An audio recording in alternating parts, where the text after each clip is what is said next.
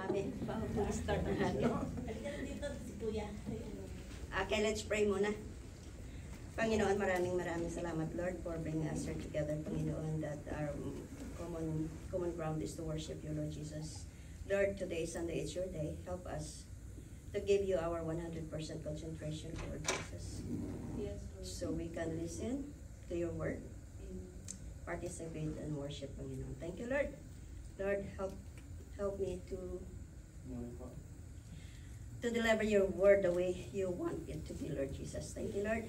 In Jesus' name we pray. Amen. All right.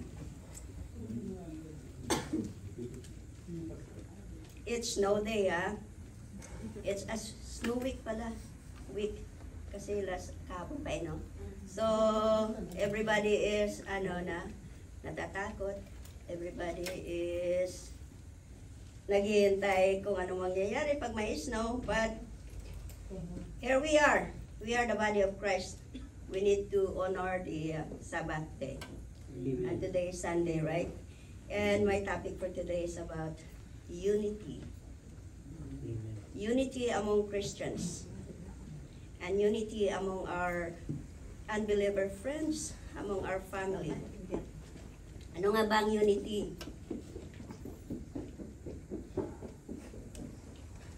Unity is our oneness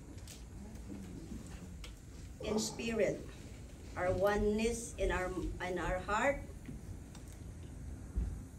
We have harmony with each other because we have Christ, right? And unity and unity is the central message of the Bible for all believers. Okay.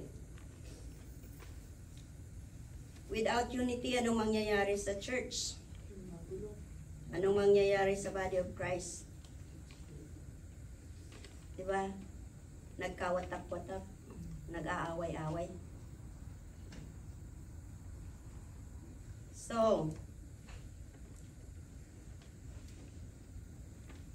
because unity stands for peace in the presence of conflicts, love in the presence of hatred, and forgiveness in the presence of injury.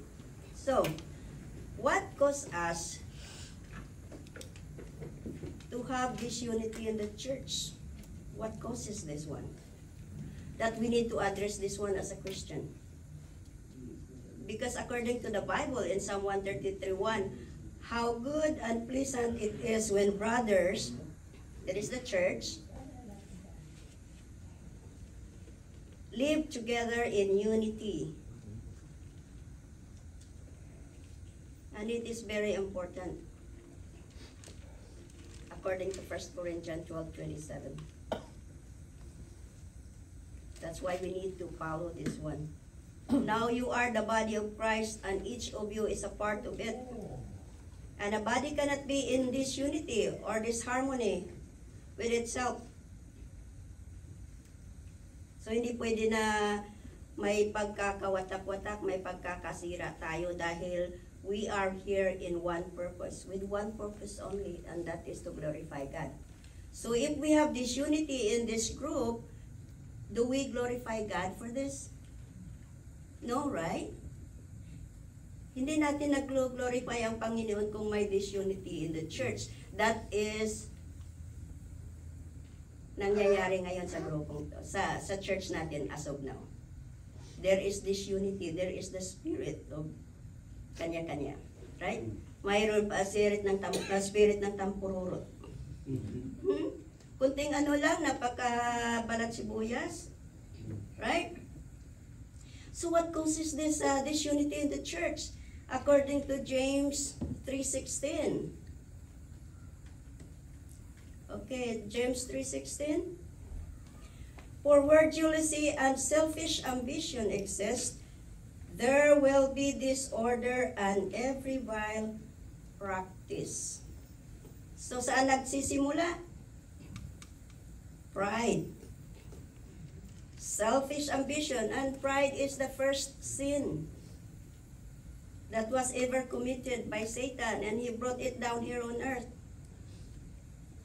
And we got it. We got it. and selfish ambition.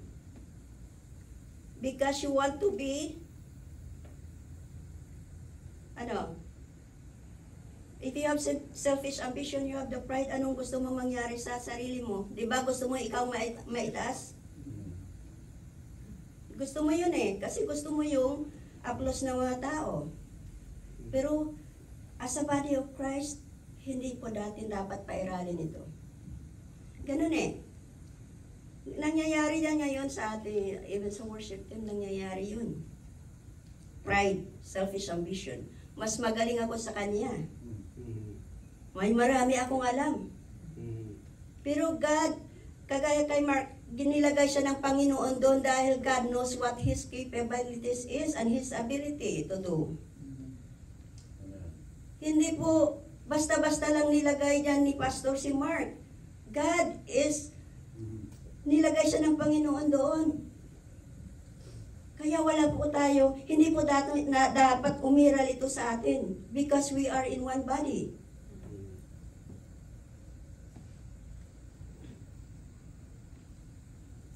Wala, hindi dapat ito mangyari. Kaya nga umaalis ang tao dahil of that. Dahil gusto nila sila.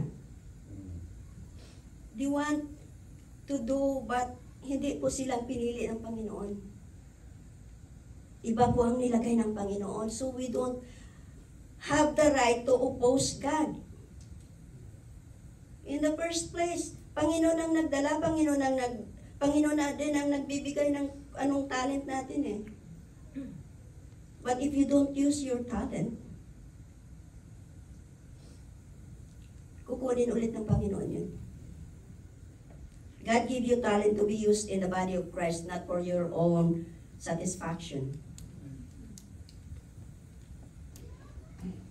Alright? Jealousy, pride, jealousy, selfish ambition, doon po nagsisimula lahat ng kaguluhan. Like yung spirit of tampo-tampo. Nangyari din yan sa atin, di ba? Dahil lang sa smell. Ang intention ni GR is maganda. Ang intention ni GR is maganda. To share the blessing. To share the blessing. Ganun naman ang dapat sa body of Christ. Eh. Kung anong meron ka na marami, share mo. Amen. Amen. Yeah, if marami kang pera, share mo. Diba?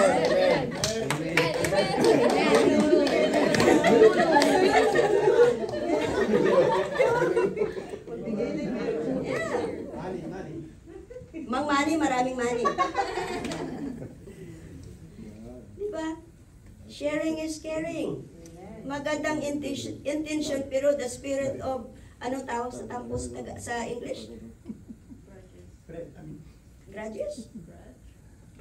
Pero no. Pride. Pride na rin ano, kasi tampo or ano. No. Oh, sensitiveness ng tao, pagiging sensitive ng tao, hindi dapat mag-excess sa body of Christ. If that person has the same spirit with us, that is the Holy Spirit. Napaka-sensitive na tao, walang mangyayari sa buhay niya. Hindi ka dapat maging sensitive eh, dahil hindi lahat ng dito sa mundo is para sa iyo. The sun shines to everybody, not just for you. So, intention is good, but the interpretation is bad. That's how nagkaroon tayo ng pagtatampo or sensitiveness to others because they don't have the same spirit as we have. So they need to have the same spirit, the Holy Spirit, not other spirit. Okay? It's the Holy Spirit needs to govern our life, our thinking.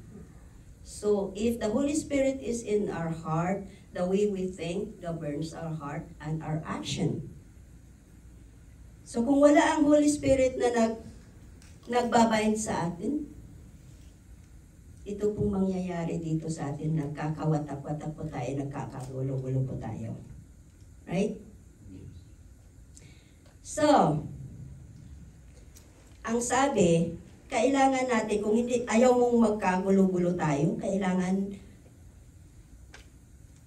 kailangan na, according to Philippians 2, 3 and 4, we need to have the humility of Christ in our life.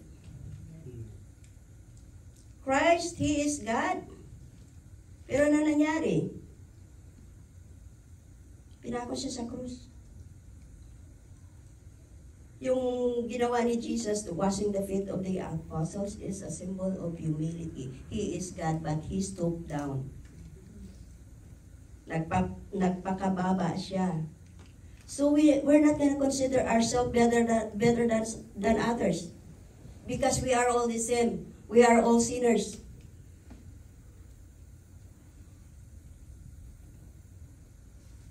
Pari-pariho lang tayo. So dapat we need to have one spirit. If the church have the same spirit, oh yeah, that's the problem. Because Jesus Christ is our common denominator as Christians, right? Jesus Christ is our foundation. We are all saved because of the blood of Jesus. So that's Jesus Christ is our common denominator for all Christians. Without Christ, we don't have the Holy Spirit. If you don't have the Holy Spirit, then we can't come together to worship God, because if you don't have Christ and you don't have the Holy Spirit, the Spirit within you is different. Diba? Different yung Espiritu na nasa iyo because you don't have Jesus Christ. Only when you have Jesus Christ, you have the Holy Spirit. Because when Jesus Christ, the Holy Spirit came unto you in your heart and live in there. So, kung wala kang Holy Spirit, ibang Espiritu nasa sayo, so ano nga talaga ang mangyayari? Ganun nga talaga no, may pride, selfish ambition, and jealousy, may pagtatampo. Gusto niya siyang magiging sentro ng lahat, but it's not gonna happen. Because you don't have the same spirit with the body of Christ.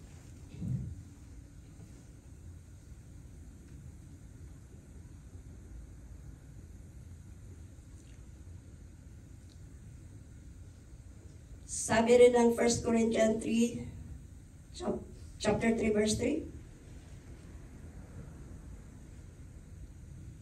Says, for you are still of the flesh, for while there is jealousy and strife or quarreling among you, you are not worldly, are you not acting like mere men? Yes, this is true. If may pag-aaway-away sa body of Christ, Christ is not in our life. We are still acting like before when we don't have Christ in our life. Na kung may marinig ka lang na hindi maganda, hala, gera na. Right? Sugurin na. Pero ngayon, we have Christ, hinayaan mo na lang. Hinayaan mo na lang. Bahala ng Panginoon dyan. Basta hindi mo na pinapansin yun. Di ba? Hindi ka na magtatampo. Sige, kung ayaw nila sa akin, di ayaw ko rin. Hindi. Hindi naman gano'n. Joke lang.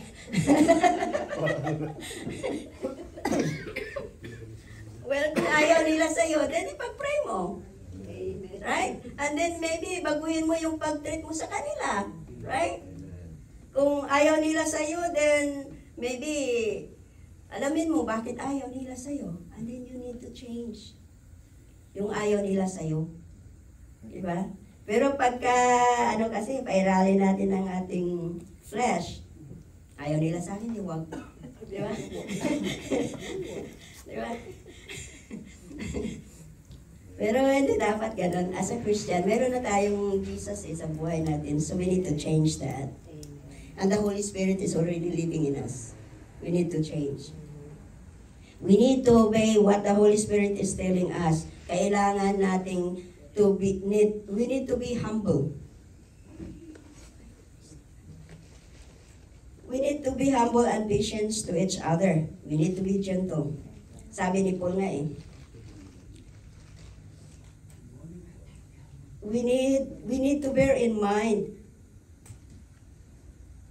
We need to, may malasakit tayo sa bawat isa. Malasakit? Ano bang malasakit? Concerns. Malasakit. Okay, pagsakit sa'yo na lang. No, hindi. So we need to be concerned with each other. Kung wala sila na meron ka, bigyan mo. Diba? So, ganun lang yun. So, ang isa pang cause ng, aside from pride, selfish ambition, and jealousy, isa pang cause ng disunity in the church is sin. And we experience this one too. This church been through a lot of heartaches, a lot of suffering. At sabi nga ng Panginoon, di ba? Kung sinong manatili hanggang dulo ang siyang maliligtas. Right?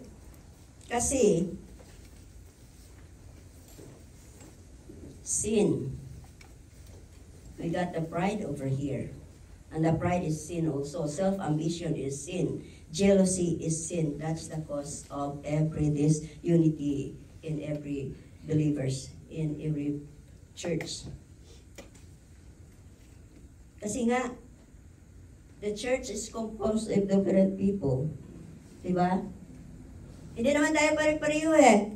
Tingnan mo ang daliri mo, pantay ba yun?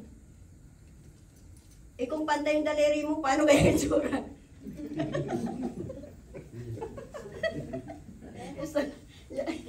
isang ano lang, isang leg. Di ba pangit? Di ba pangit? Kaya nga, tayo as a body of Christ, iba-iba tayo. May kanya-kanya tayong personality. Kaya nga, pag may kanya-kanya tayong personality, if there is no Holy Spirit, that would bind us, that would tell us, that would tell us what is the right thing to do. Talagang may away. Hindi maiiwasan yun dahil hindi tayo pare-pareho eh. Kahit nga kambal, hindi pareho eh. Diba? Because God created us that way. Unique tayo sa bawat isa. Nag-iisa ka lang sa mundo, wala kang katulad. So, kung ang kasalanan ang nagiging ugat ng pagkakawatak-watak ng church, anong dapat natin gawin as a body of Christ?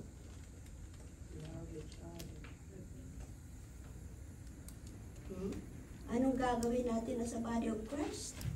Pag ang church, ang kasalanan is ang cause ng pagkakawatak-watak.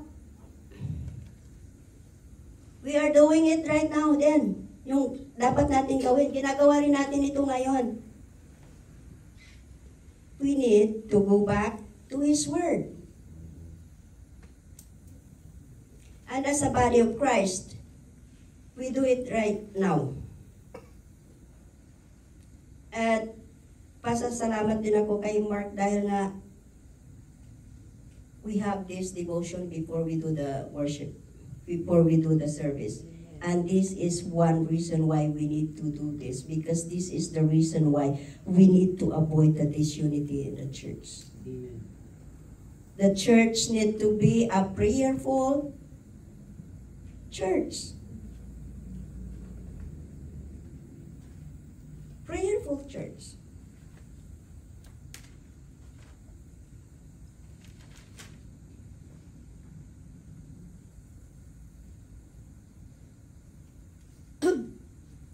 Prayerful church. A praying church is a strong church. Dito lang po natin makaka-counterattack si Satan sa pag-attack niya sa atin ngayon. The way he attacked us sa pagiging prideful natin, sa pagiging selfish ambition natin, at sa yung pagsiselos natin. Dito lang tayo makaka-counterattack natin si Satan sa pagiging prayerful ng church. Dahil prayer is a powerful weapon against the enemy. And we need to pray. Remember last Friday's Bible study? We need to pray, we need to read the Word, and we need to apply the Word in order the Word becomes alive in our life. Yep. And a church that prays together stays together.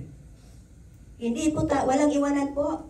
Pagka sama-sama tayong nag-pray, walang iwanan. Dahil the Holy Spirit is with us. Wala pong pagkakanya-kanya doon. Dahil iisa lang po ang desire natin is to please God. Pag may pagkakawatak-watak po tayo, hindi po tayo nagkakaisa, hindi po natutuwa ang Panginoon doon. Nalulungkot po ang Panginoon pag nagkawatak-watak po ang church. Na hindi po nagkakasundo, walang pagkakaisa ang church. Hindi po natutuwa ang Panginoon doon. Ang natutuwa po ay sino? Of course, you want to please Satan? Then do it. If you want to please God, then you need to pray.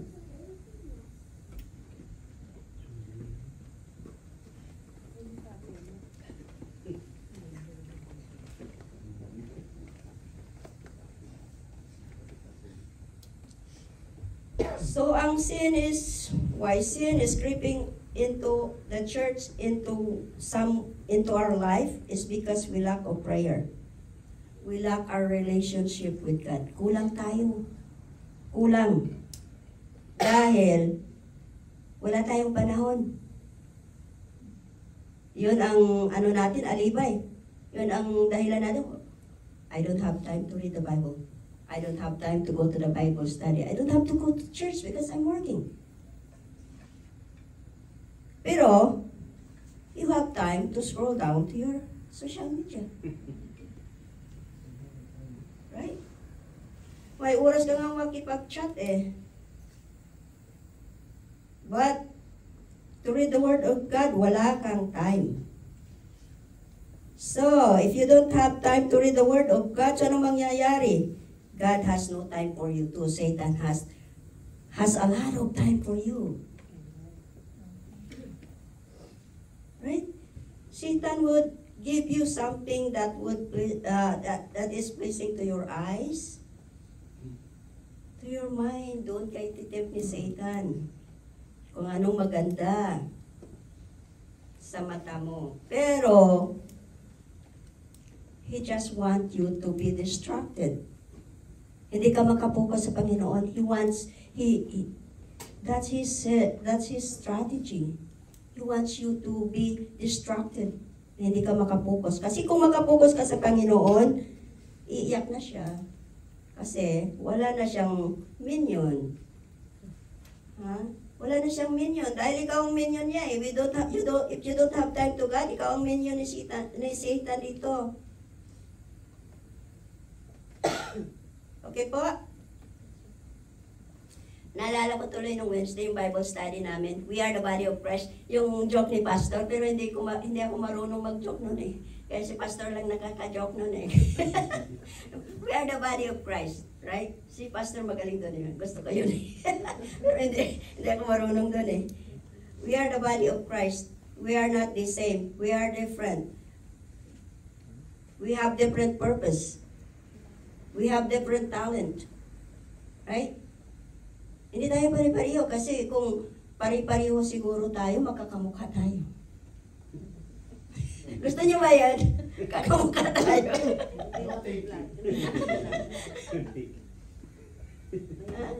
Tapos, isang height lang tayo. Isang kulay. Siguro pag ang unang naging model is short, and then medyo hindi ganun din tayo, di ba? At kaya nga, minions lahat. Magiging minions tayo. So, gusto nyo ba yun? Pare-pareho tayo, uniform? Hindi, di ba? Hindi maganda, di ba? So, ganun tayo sa body of Christ. We need to accept each other. Amen. Kung anong kahinaan niya, ikaw na lang pupuno. Amen. May hugot.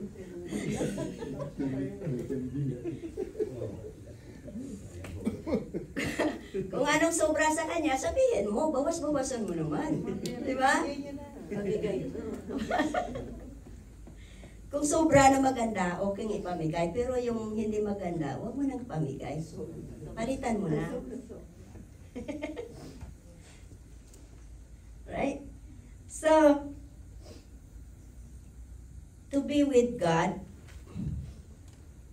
we need to have the Spirit of God. Kasi sabi nga you can worship me in spirit and in truth. If we don't have the Spirit of God, we don't have the truth. Our truth is different.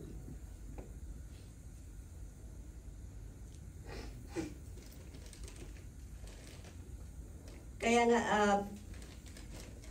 this pagka Sunday devotion we need to do the devotion because this is our only way to fight.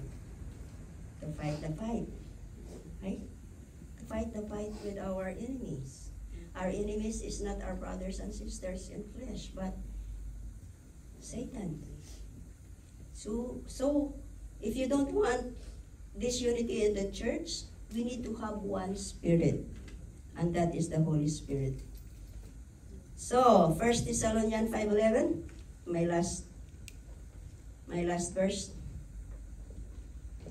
Therefore, encourage one another and build each other up, just as in fact what you are doing.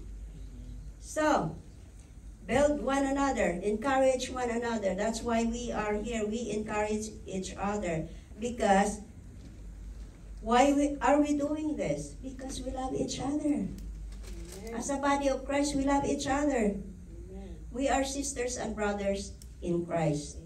And this family of church is the one who we can associate again when we are in heaven. Right? So, here, we need to practice. We need to practice how to live with those unlovable.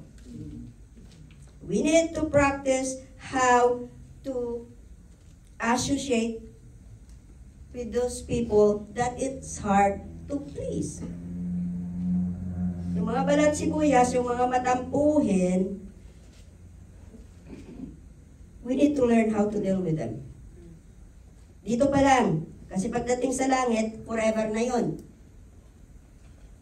Forever na tayong magsasama-sama. Siguro naman, I don't know. Siguro naman baguhin ng Panginoon bago siya kunin, Kasi kung hindi siya baguhin ng Panginoon, paano na lang pag andun na? Forever na yon.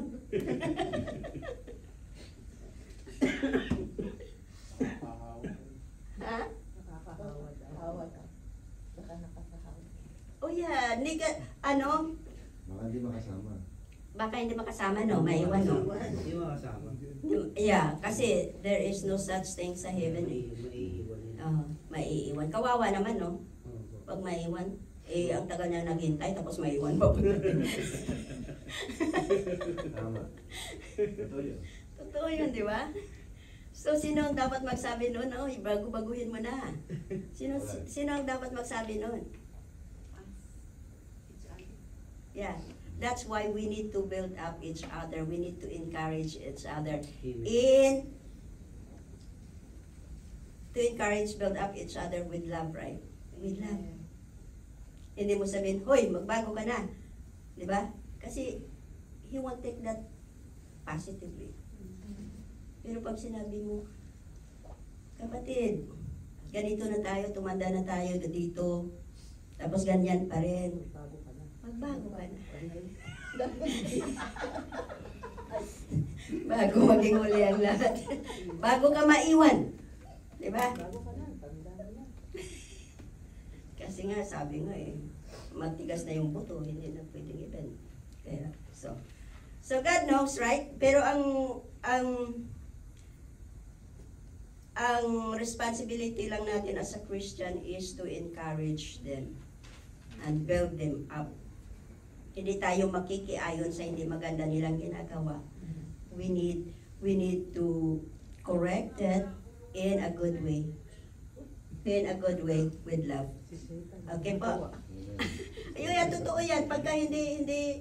Pagka nananalo ang masama, si Satan is tuwang-tuwa yun. Masayang-masaya yun. Hanggang tenga ngiti yun.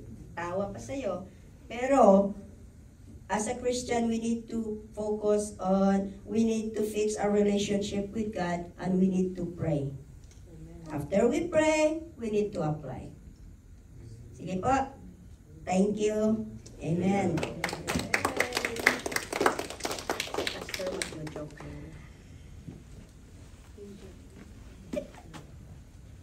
Salamat po, Tipeng. Tayo pong lahat ay tumayo. I-request ko ulit yung ating pastor. Laging nandito si pastor sa atin, kaya lagi dapat siya manalangin para sa atin. Amen. Thank you, Jesus. Ang ganda po ng ating devotion ngayon. Salamat, Ate Peng.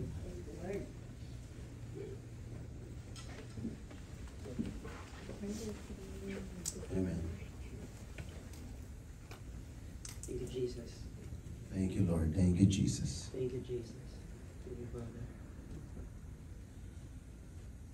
Indeed, Lord, your word is active and sharp that would really penetrate in our hearts Yes, Jesus. to correct us, rebukes us, and change us. It's double-edged, Lord. It's powerful.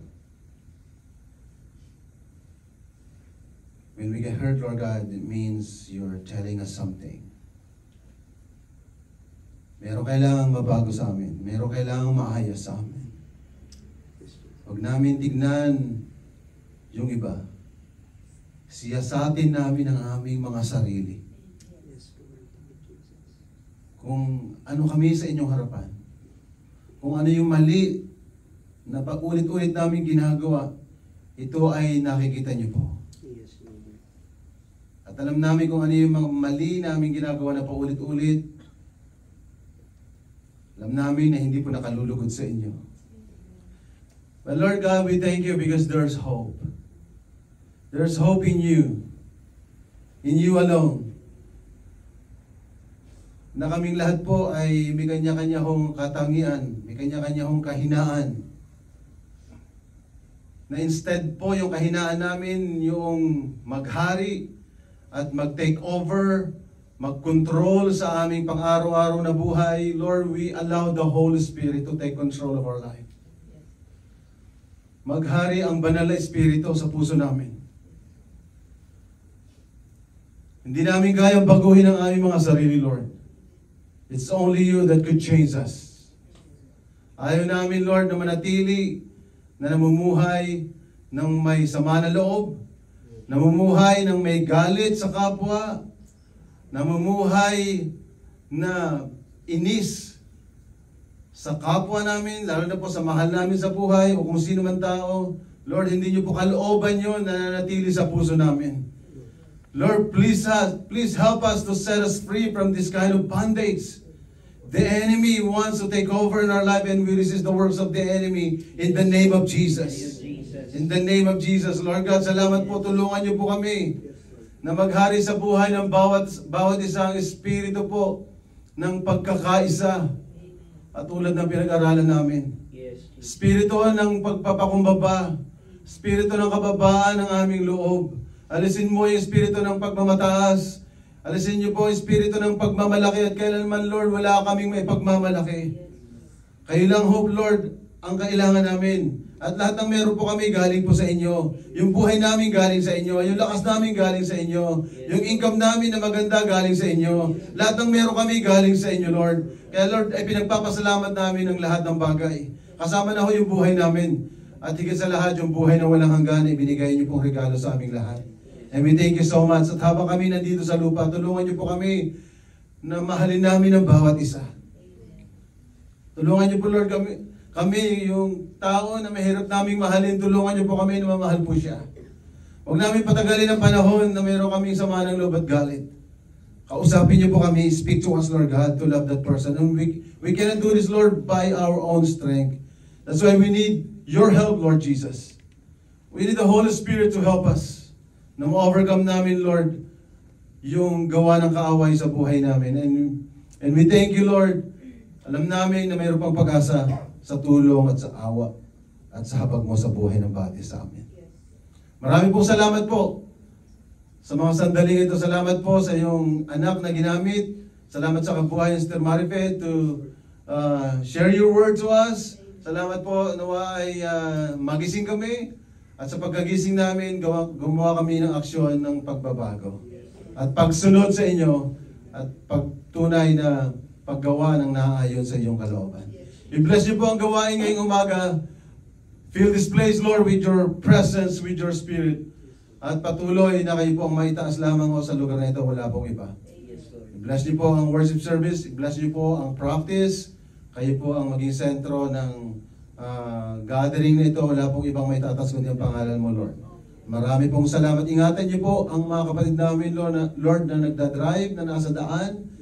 Ingatan niyo po sila at samahan po ninyo sila ilayo sa anumang uri ng kapahamakan. We thank you so much, Lord, for your help to us. And thank you for your presence in this place. In Jesus' name we pray. Amen. Amen.